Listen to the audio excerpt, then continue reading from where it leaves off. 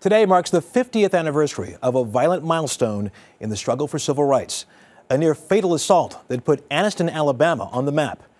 And that's tonight's Weekend Journal, the legacy of a mob attack on a group of college students known as the Freedom Riders. I will never forget Anniston.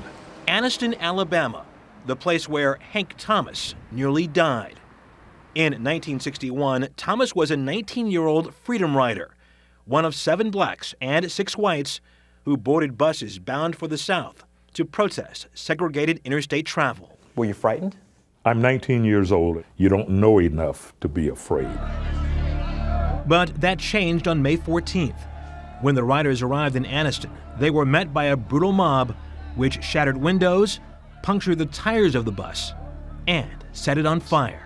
They held the door, and I remember them saying, let's burn them alive. Trapped, Thomas says he sought the easiest way to die. I thought that if I breathed in the smoke, then I would simply go to sleep, and that's the way I was going to die.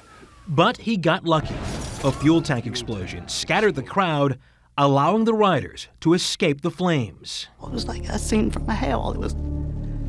It was the worst suffering I'd ever heard. A new PBS documentary details that horrific day and the one glimmer of hope, a young white girl who waded through the angry crowd with water for the suffocating riders. And as soon as I thought she was going to be okay, I got up and picked up somebody else.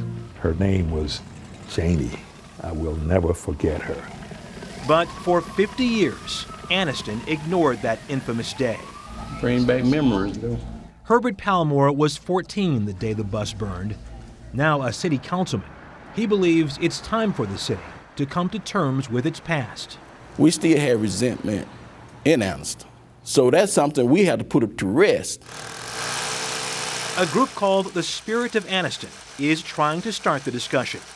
They've created Freedom Ride murals and organized a photo exhibit. Muralist Joseph Geary hopes the effort helps Anniston heal.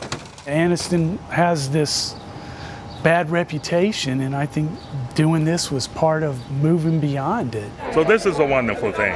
Hank Thomas returned to Anniston this week with a group of college students reenacting the rides and found a different greeting. I'm so sorry. A special moment, Thomas says, not just for Anniston's progress, but for the nation as well. What do you think about this country in 2011? Mine is the American story, the good, the bad, but I wouldn't take nothing for the journey. America is a great country now. During the return trip to Anniston, Hank Thomas met the son of one of the Klansmen who burned the bus. The son apologized and invited him to dinner.